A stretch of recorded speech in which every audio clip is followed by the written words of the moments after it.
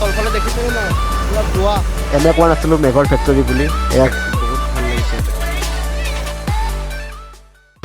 তো সকলোকে নমস্কাৰ আৰু আমি আজি ক'ত গৈ আছোঁ তেতিয়া কোৱা নাছিলোঁ যিহেতু এতিয়া আৰু সেইদি ভালেখিনি আহি পালোঁ চ' আমি আজি গৈ আছোঁ জয়ন্তী মাতা মন্দিৰ যিটো মন্দিৰ প্ৰায় 600 বছৰ আগতে স্থাপিত কৰা হৈছিলে আৰু মা পাৰ্বতীৰ যেতিয়া বিষ্ণুৱে সেই কৰি দিছিলে চ' কৰাৰ পিছত তাত মানে ভৰিৰ এটা অংশ মানে ইয়াত পৰিছিলে চ' পৰাৰ পিছত গৈ পেলাই তাতে মানে সেইটো মন্দিৰ জয়ন্তী মাতা মন্দিৰ যিহেতু সেইটো জয়ন্তীয়া হিলছত অৱস্থিত চ' গুড মৰ্ণিং আমি আহি তেল ডিপু পালোঁ তেল ডিপুৰ পিছফালৰ জেগাখিনি ভাল লাগিল তো ভাবিলোঁ সেইটো কাৰণে আমি ব্লগটো আজি ইয়াতে ষ্টাৰ্ট কৰোঁ চ' আহক আগলৈকে দেখাই আছোঁ আৰু সঁচাকৈ আহি বহুত ভাল লাগি আছে আজি প্ৰায় বহুত দিনৰ মূৰত আহিছোঁ এইফালে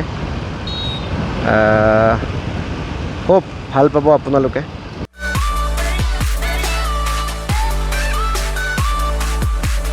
এয়া চাওক শ্বিলঙৰ দুৰ্গা পূজা মেঘালয়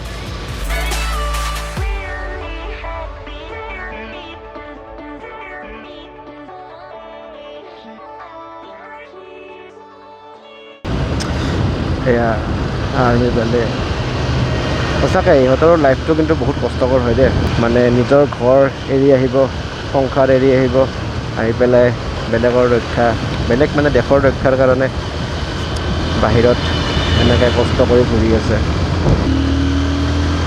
তো দেখা পাইছে দেই ইয়াত ঝাৰখণ্ড হাৰিয়ানা তাৰ পৰা ৰাইডাৰ আহিছে ফুৰিবৰ কাৰণে আমি আৰু ক'ত ভাই অসমত থাকি শ্বিলং আহোঁতে এশবাৰ চিন্তা কৰোঁ ইয়াৰ পৰা পূৰা ষ্টেট হয় লগতে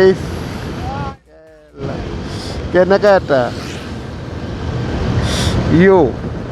আহিব আপোনালোকো এইবোৰ চাওক ভিউটো বহুত বঢ়িয়া ভাই বহুত বঢ়িয়া একদম বহুত খুব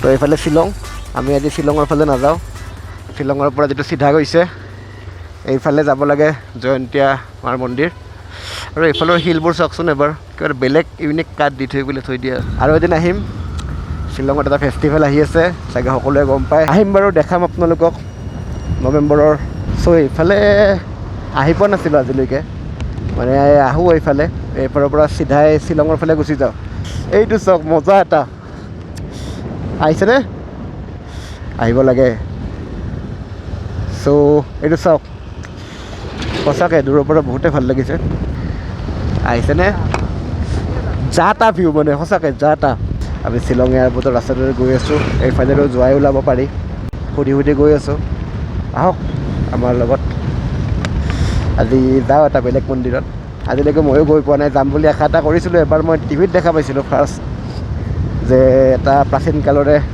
মাৰ মন্দিৰ তো তেতিয়াই ভাবিছিলোঁ যাম এদিন আৰু এনেকৈ যে ব্লগ বনাই যাম এইটো হ'লে ভবা নাছিলোঁ চ' আজি মানে ফাইনেলি যোৱাই আৰু 73 আছে চ' ইয়াত আমি খাম এতিয়া এইখন আৰু সেই ভাল পোৱাটো দিবৰ কাৰণে চেষ্টা কৰি আছোঁ গম নাপাওঁ কিমান দূৰ সফল হৈছোঁ চ' যদি আপোনালোকে ভাবে যে পাৰিম বা পাৰিছোঁ বা পটেনচিয়েল আছে ডেফিনেটলি আপোনালোকেও অকণমান মৰমটো দিব আৰু নে কি কয় গাইজ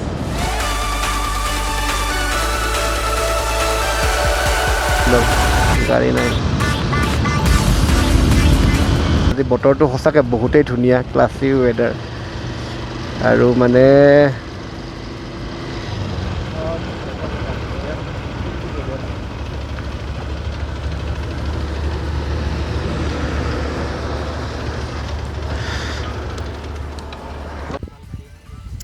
সঁচাকৈ ৰে ভাই নকওঁ আৰু চাল লাগিছে চাল এই যাওক কমৰ আমাৰ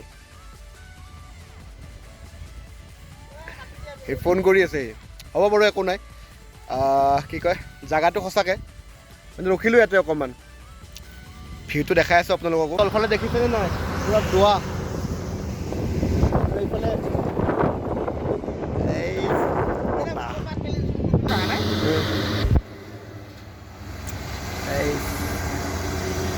এটা বেলেগ ন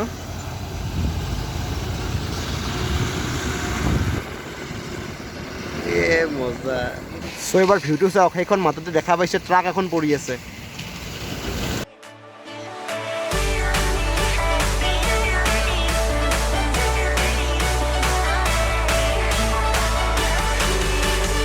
সেয়া চাওক মেঘ আমাৰ ওচৰে গৈ আছে।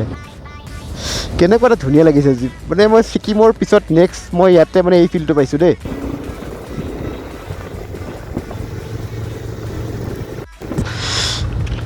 চ' এয়া চাওক মেঘৰ মাজে মাজে আমি চাওক এয়া অলপ ৰখাই দিওঁ। চ' আমাৰ পিছফালে ভিউটো চাওক কি ধুনীয়া লাগি আছে ৰে, সঁচাকৈ দেখাই আছোঁ বাৰু। ইয়াত দেখাব ৰখি দিলোঁ। আজি আমি মেঘৰ ফেক্টৰী ভাই চাওক, এনে কোৱা নাছিলোঁ মেঘৰ ফেক্টৰী বুলি।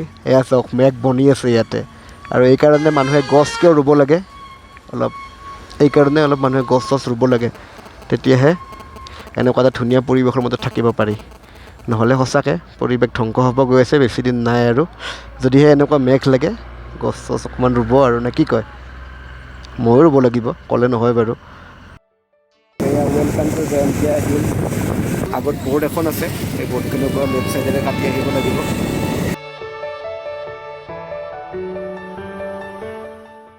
চ' এয়া আহিহে আমি পালোঁ, পাম আৰু মানে আমি আহি পালোঁ। আহক দেখাই আছোঁ। চ' এয়া আহি আমি পালোঁ যিটো মন্দিৰত আহিম বুলি ভাবিছিলোঁ, জয়ন্তীয়া মন্দিৰ। চ' চাইছেনে এটা কেনেকুৱা লাগে পৰিৱেশটো? সঁচাকৈ খুবেই আপ্লুত কৰিছে। চ' এবাৰ ভিউটো এনজয় কৰক আপোনালোকে সকলোৱে। নাজানো কিমান দেখাব পাৰিছোঁ, কিন্তু যিখিনি পাৰোঁ দেখাব চেষ্টা কৰিছোঁ। এই যে বগাখিনি দেখিছে লেফ্ট ছাইডে পতাকাখনৰ তলত, সেইখিনিত মানে বলি দিছিলে, আমি ছাগলী দিছিলে বলি। আমি দেখা নাপালোঁ বাৰু আহি পেলাই, তথাপিতো শক্তিপীঠ যিহেতু বলি হ'বই। আৰু ভিউটো সঁচাকৈ বহুত ভাল লাগিছে ইয়াতে। এইটো ওপৰৰ পৰা ভিউ মন্দিৰৰ দেখিছে। ইয়াতে বোলে আগতে মানুহ বলিও হৈছিলে। এবাৰ মই কিবা এটা হেৰিত পাইছিলোঁ টিভিত দি থাকোঁতে, তাত এজন পণ্ডিতে কৈ আছিলে চ' ৰজাৰ দিনত, এতিয়া জয়ন্তীয়া ৰজাৰ দিনত এইবোৰ কৰিছিলে। চ' গম নাপাওঁ।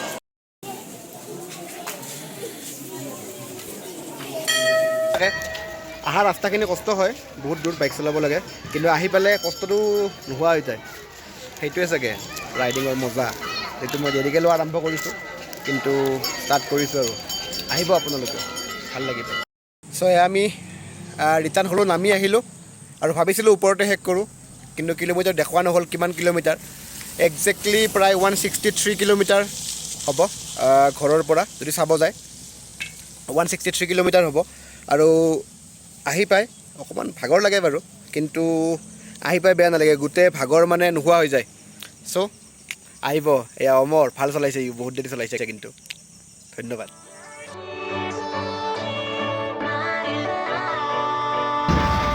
ইয়াৰ পিছফালৰ ভিউটো চাওক এবাৰ, পূৰা মেঘে আগুৰি ধৰিছে আমাৰ, পূৰা কুঁৱলী। ৰাতি গাড়ী চলাব অসুবিধাই হ'ব, তাকে অলপ সোনকালে ওলাই যাম এইখিনিৰ পৰা। দিয়ক বাৰু, লগ পাম। ছাবস্ক্ৰাইব কৰিব ভাল পায় যদি। অৱস্থা প্ৰায় 240 কিলোমিটাৰ এতিয়ালৈকে হ'ল আমাৰ। আহি দিনটো খোৱাই নাছিলোঁ ভালকৈ, মানে ভাল হোটেল বিচাৰি নাই। চ' এতিয়া যি পাইছোঁ সোমাইছোঁ আৰু ইয়াতে, তাকে অৰ্ডাৰ দিছোঁ ৰুটি আৰু মাংস। হাইৱে ধাবাখনৰ নাম, আৰু আমি খাই বৈ ওলালোঁ এতিয়া। চ' যদি ভাল পায় ছাবস্ক্ৰাইব কৰিব আপোনালোকে। Thank U.